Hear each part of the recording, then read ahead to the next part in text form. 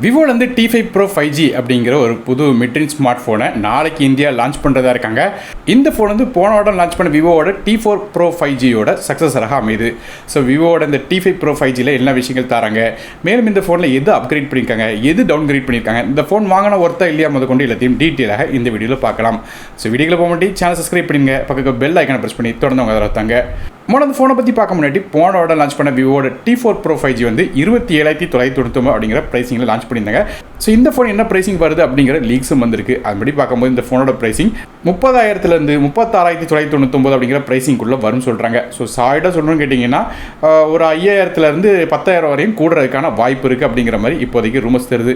So எப்படி பார்த்தாலும் வழக்கமாக எல்லா ஃபோன்லையும் பார்க்குற மாதிரி இந்த ஃபோனோட ப்ரைஸும் கூட தான் செய்யுது. ஸோ அப்படி கூடி இருக்கும்போது ஸ்பெசிஃபிகேஷன் கண்டிப்பாக வந்து எல்லாமே அப்கிரேட் பண்ணியிருக்கணும். ஸோ அதை அப்கிரேட் பண்ணியிருக்காங்களா இல்லையா அப்படிங்கிறத பார்ப்போம். ஸோ அதுக்கு முன்னாடி இந்த ஃபோனோட பில் குவாலிட்டின்னு ஆரம்பிக்கலாம்.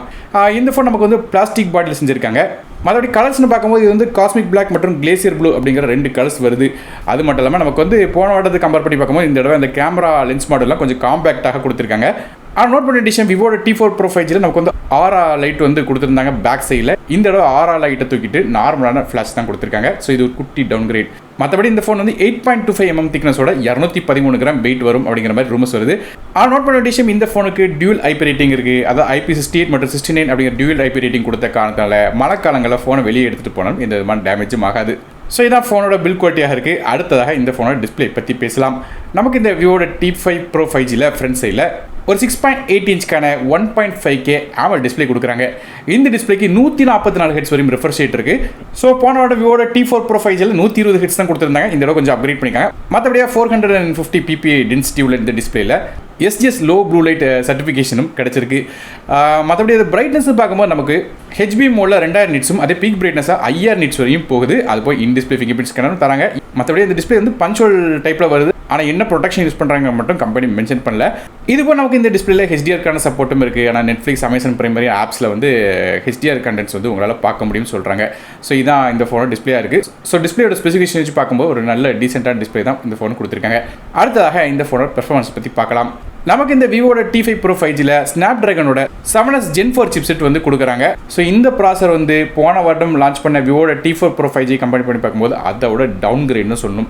ஸோ அதை எப்படி பார்க்கும்போது போன வருடம் விவோட T4 Pro 5Gயில் நமக்கு Snapdragonோட 7 Gen 4 சிப்செட் கொடுத்துருந்தாங்க. ஆனால் இந்த 7S Gen 4 வந்து அதோட டவுன் கிரேடான சிப்செட் தான். ஸோ 2 ப்ராசரோட ரேங்கிங் நீங்கள் பார்க்கலாம். அதை வச்சு பார்க்கும்போது விவோட T5 Pro 5G கம்பேர் பண்ணி பார்க்கும்போது விவோட T4 Pro 5G இன்னும் கொஞ்சம் பெட்டரான பெர்ஃபார்மன்ஸ் கொடுக்கும். ஆனால் ஏன் வந்து இந்த சிப்பை தேவையில்லாமல் டவுன் கிரேட் பண்ணாங்கன்னு தெரியல. ப்ரைஸை கட் பண்ணுறதுக்காக வந்து சிப்பை டவுன் கிரேட் பண்ணியிருக்காங்க. அட்லீஸ்ட் டவுன் கிரேட் பண்ணுறதை விட போன வருடம் யூஸ் பண்ண Snapdragon 7S Gen 4 யூஸ் பண்ணியிருக்கலாம். அது பண்ணாமல் விட்டுட்டாங்க. ஸோ கண்டிப்பாக இது ஒரு பெரிய நெகட்டிவ் சொல்லணும். ஆனாலும் இது மோசமான சிப் கிடையாது. ஸோ பெர்ஃபார்மன்ஸ் அப்படின்னு பார்க்கும்போது day to day apps multi டாஸ்கிங்லாம் பயன்படுத்தலாம். மற்றபடியே VC லிக்விட் கூலிங் சேம்பர் மாதிரி விஷயங்களும் இந்த ஃபோனில் தராங்க. மற்றபடியே இந்த ஃபோன்லேயும் 120 frames/s வந்து சில கேம்ஸ்லாம் சப்போர்ட் ஆகும் சொல்கிறாங்க. ஸோ இருந்தாலும் நமக்கு வந்து இந்த சிப்போட டவுன் கிரேட் பண்ணது கண்டிப்பாக ஒரு பெரிய நெகட்டிவ் தான் சொல்லணும். ஏன்னா வந்து ஒரு ஜென்ரேஷன் விட்டு இன்னொரு ஜென்ரேஷன் போகும்போது நமக்கு வந்து இந்த லாங்கிட்டிவிட்டி எதிர்பார்த்தோம்னா கண்டிப்பாக சிப்பு வந்து இம்பார்ட்டன்ஸ் கொடுக்கணும். ஆனால் வந்து இவங்க அதோட அண்டர் பவர் சிப் கொடுத்துருக்குது கண்டிப்பாக ஒரு பெரிய நெகட்டிவ் தான்.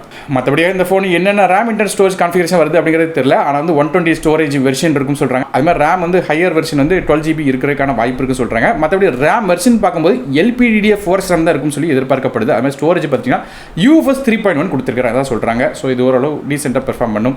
இது போல் இந்த ஃபோனுக்கு மைக்ரோ SD கார்டுக்கான சப்போர்ட் இருக்காது அப்படிங்கிறது மென்ஷன் பண்ணியிருக்காங்க.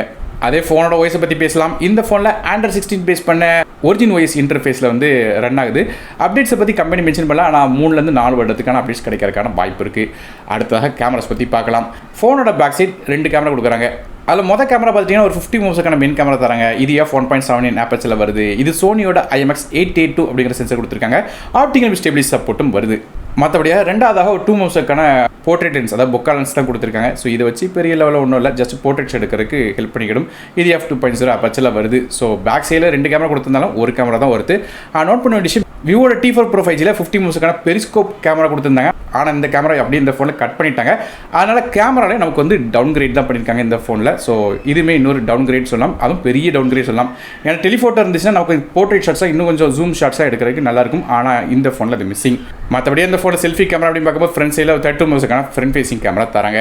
அடுத்தபடியாக பேட்டரிஸை பற்றி பார்க்கலாம். ஸோ பேட்டரிஸில் வந்து இந்த ஃபோனில் இம்ப்ரூவ் பண்ணியிருக்காங்க. அதாவது நமக்கு வந்து பெர்ஃபார்மன்ஸ்லையும் கேமராலையும் டவுன் கிரேட் பண்ணியிருக்காங்க. ஆனால் பேட்டரியில் இம்ப்ரூவ்மெண்ட் பண்ணியிருக்காங்க. அப்படி பார்க்கும்போது போன வாரம் விவோட T4 Pro 5Gல ஒரு 6500 mAh பேட்டரி கொடுத்தாங்க. ஆனால் இந்த தடவை விவோட T5 Pro 5Gல ஒரு 9020 mAh பேட்டரி கொடுக்குறாங்க. ஸோ ஒரு பெரிய பேட்டரி லீப்னு சொல்லலாம். ஸோ பேட்டரி லைஃப் கண்டிப்பாக தாறுமாறாக இருக்கும். அட்லீஸ்ட் 2 நாள் வந்து ஈஸியாக யூஸ் பண்ண முடியும் உங்களால் நார்மல் யூசேஜில். மேலும் பேட்டரி சார்ஜ் பண்ணுறதுக்கு நமக்கு 90 வாட்க்கான ஃபாஸ்ட் சார்ஜிங் சப்போர்ட் வந்து சார்ஜ் பண்ணுறதுக்காக யூஸ்பி டைப் சி போட்டு தராங்க.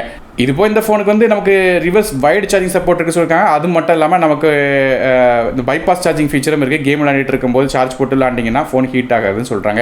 அடுத்ததாக நெட்வொர்க்ஸ் பற்றி பேசலாம். இந்த ஃபோனை நமக்கு 5Gக்கான SMS சப்போர்ட், டியூல் 4Gக்கான Vivo T Wi-Fi 6 ப்ளூடூத் வெர்ஷனை பொறுத்தவரை ப்ளூடூத் 5.2 கொடுத்துருக்காங்க.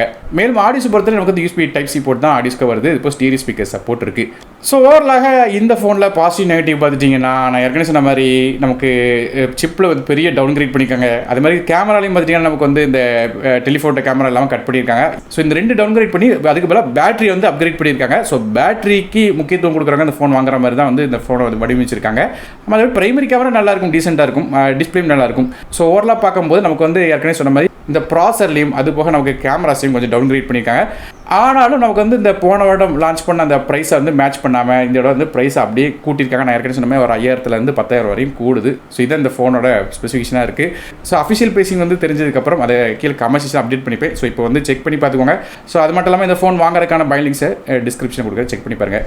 ஸோ நீங்கள் இந்த விவோட T5 Pro 5G பற்றி என்ன நினைக்கிங்க அப்படிங்கிறத கீழே கமெண்ட்ஸ் மென்ஷன் பண்ணுங்கள். வீடியோ பிடிச்சா ஒரு லைக் கொடுத்துருங்க. உங்கள் ஃப்ரெண்ட்ஸ் ஷேர் பண்ணி விடுங்க. நானும் டெக்கினதுக்காக மற்ற வீடியோஸ் வரை நன்றி, வணக்கம்.